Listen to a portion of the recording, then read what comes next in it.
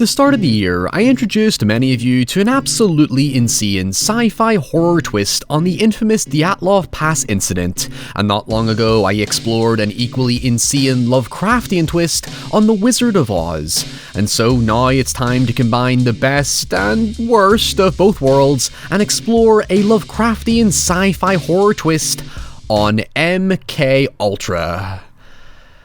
Okay, let's get into it. Banshee Chapter tells the story of an investigative journalist called Anne who aims to uncover the bizarre disappearance of her best friend and colleague James Hirsch during his investigation into the effects of an experimental MK Ultra drug called dimethytrioptamine? DMT-19. Fuck. Who the fuck comes up with these words? However, a rough gem like this isn't without its twist when it's discovered that the drug or its components may go beyond the realm of science, when it appears to draw the attention of mysterious and dangerous entities looking to wear the user's skin. I will of course keep the reveal under wraps until we get further along in case you want to bail at any point to watch it for yourself, but to give the story the context it needs, we are going to have to dredge into a very light summary of MK Ultra, so brace yourself. Also ignore the backdrop, I'm currently in the process of moving equipment. Now, firstly, MK Ultra is an extremely complex topic, and nothing I'm going to say will scratch the surface because A, I'm not a US history buff, and B, it's really just a setup for the film to do its own thing, so if you're well versed in the historical context, absolutely feel free to educate me in the comments. Essentially, MK Ultra was a covert human testing program conducted by the CIA during the Cold War on unsuspecting patients, inmates, and even the general public across the US and Canada. It emerged as a response to fears of brainwashing techniques potentially used by other countries on prisoners of war, with methods involving lacing innocent, unaware people with psychoactive drugs and performing sensory deprivation, electroshock therapy, and other means of, let's not split hairs here, torture on institutionalized patients, all in an effort to figure out how to control and alter an individual's state of mind. As you can imagine, when the experiments were exposed to the public during the 1973 Watergate scandal, it didn't exactly go down so well, and the US government were rightfully condemned for violating basic ethical and legal human rights to discover what basically boiled down to mind control. It was proper evil shit, but it's here where the film diverts its attention and by extension undermines the true horror of MK Ultra by having James describe a particularly rare drug that caused all its users to hallucinate the exact same ordeal. Now, before we dive deeper into despair, making these videos is a lengthy process, and you'd think by now I'd have a professional workflow to keep me organized, but admittedly, I do not, until I started using this video's sponsor, Odoo. Odoo is an all-in-one management software designed for entrepreneurs, creatives, or anyone looking to simplify the day-to-day operations of their businesses, hobbies, or side hustles. Until I started using Odoo Project, I would use a basic spreadsheet as a to-do list and just kept every stage of production in my head, which, as you can imagine, led to countless cases of stubborn, self-inflicted stress, confusion, and forgetfulness. However, now that I work with multiple brands, an editor, and have more than one video in production at once, I've had to embrace a more practical and detailed workflow to keep on top of things. So to give you a better breakdown of Odoo's simplicity, here's the current project for this video, where I can create stages of production and keep track of the progress on each individual task by setting its level of priority and deadlines to hold myself accountable. In each task, I'm able to delegate between myself and my editor and message in real time with notes, changes, and attachments such as script notes, receipts, and invoices,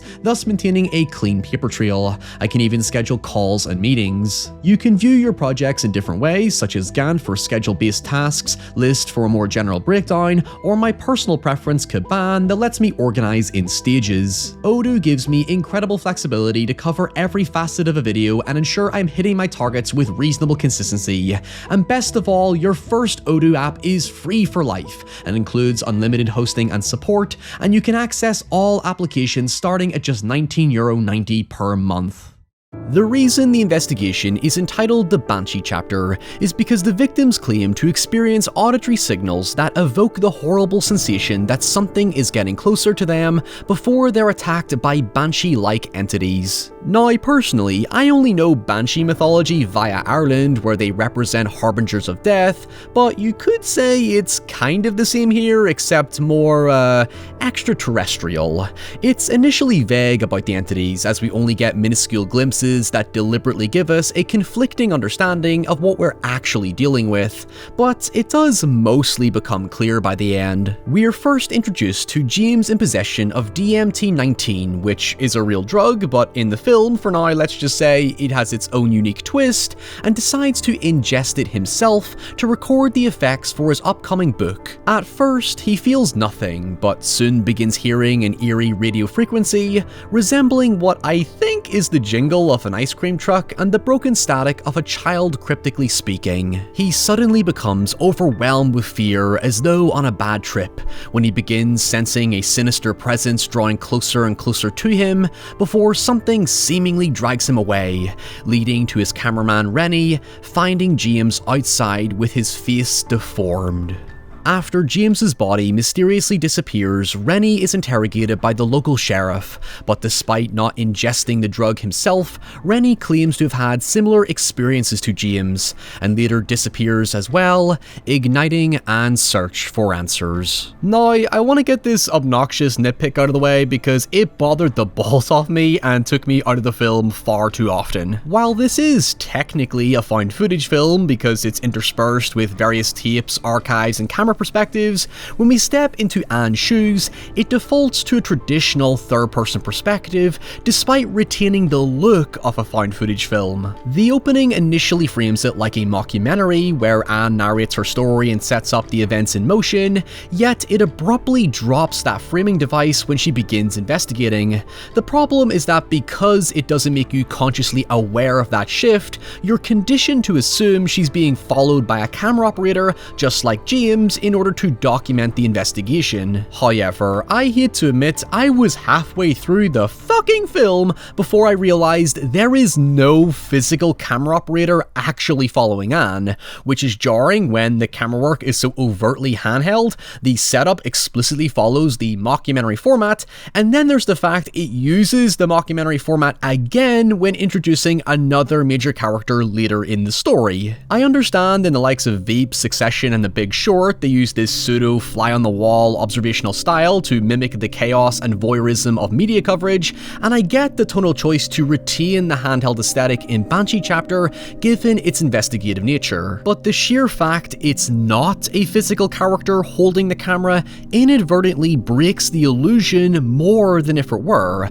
because of how freeform and haphazard the movement constantly looks, which calls too much attention to itself. Anyway, back to the story. Anne meets with an engineer who formerly worked as a codebreaker for the NSA, who explains the radio frequency comes from a no-number station that broadcasts artificially generated audio like voices, code, and strange static.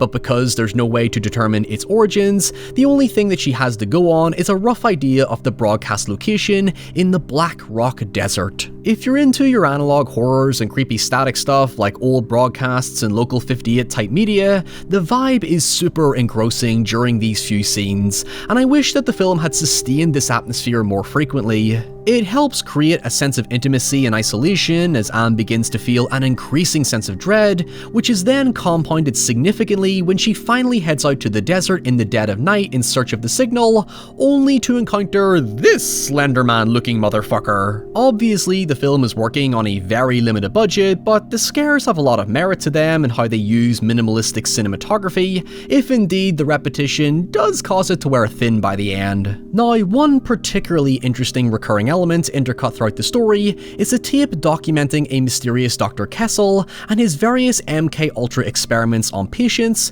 which include electroshock therapy, sensory deprivation, and most significantly, the ingesting of DMT-19, which causes all the patients to experience voices talking to them before apparently being attacked by said voices. It mainly serves to bleed out the reveal of how the drug and signals connect when the scientists extract a sample of the drug from the pineal gland of a deceased patient's brain. It prompts Anne to suspect that the drug is more than simply psychoactive, and believes James obtained his sample from an eccentric counterculture activist and writer called Thomas Blackburn. Blackburn is a wild character to say the least. In fact, he's basically a play on Hunter S. Thompson. He's described as a psychologically unstable drug addict with a troubled past, who spends his days giving the middle finger to government and authority for trying to control and oppress the masses. Bluntly speaking, he's a massive hippie troll who's considered a manic genius of sorts, and Ted Levine clearly has a lot of fun with the role.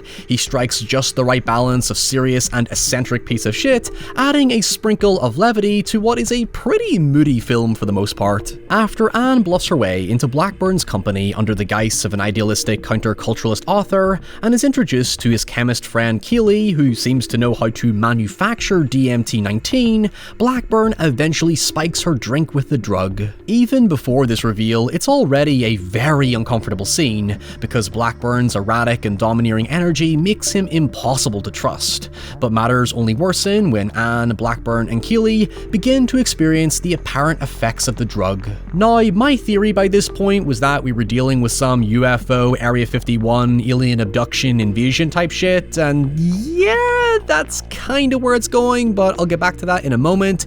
Yet, it's made more haunting by the fact that Keeley soon cries out that the entities want to wear us, as one of the monstrosities besieges the house, and Keeley's face soon deforms and she vomits blood, seemingly now possessed by the entity.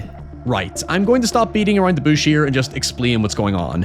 We're basically dealing with a form of skinwalker, where the drug weakens the mind of its victim to allow the entities to send signals to the brain before possessing and physically taking over the victim's body. Deal with it.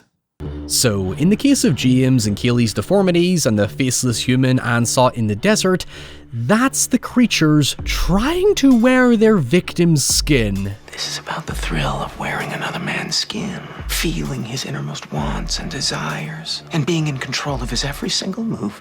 That's how you get off.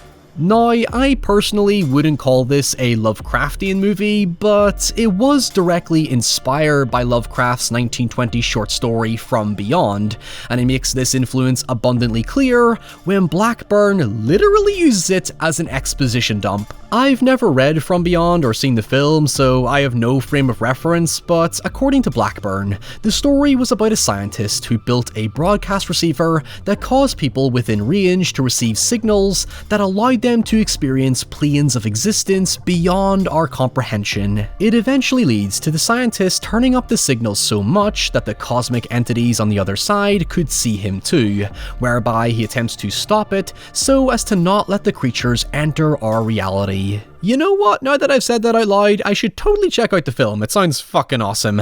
I also just noticed that most of Blackburn's dialogue is pretty much a copy and paste from the plot summary on Wikipedia, so I assume there's a hell of a lot more to it. Anyway, after Keeley goes missing, Blackburn and Anne decide to investigate her home to discover the source of the drug, only to learn that its ingredients were given to the CIA by the entities themselves. That's right, in this universe, MKUltra was helped by aliens.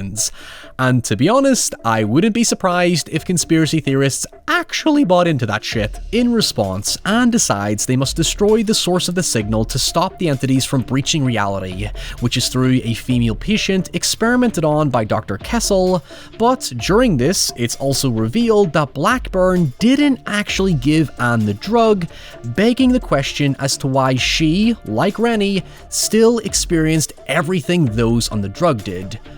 We'll come back to this. It culminates in Anne and Blackburn infiltrating an abandoned fallout shelter, where Blackburn soon shoots himself when the signals in his brain overwhelm him, or they just happen to run out of money to keep Ted Levine around. Anne eventually destroys the source after being chased by one of the entities that she tragically learns to her surprise was the one that took over James. Later at the sheriff's station, similar to the one Rennie was at, Anne's colleague throughout the investigation arrives to question her, and is soon revealed to be an entity herself, because why does Anne and Rennie still receive the signal despite not ingesting the drug?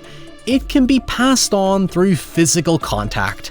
Thus, it seems the world will one day be taken over by aliens. Well, I mean, I just assume they're aliens. The movie keeps that detail extremely vague, I suspect, in order to keep some essence of cosmic horror to it. Nonetheless, the film has one final twist, where the male patient in Dr. Kessel's experiments is actually Blackburn, thus explaining why he was so fucked up to begin with.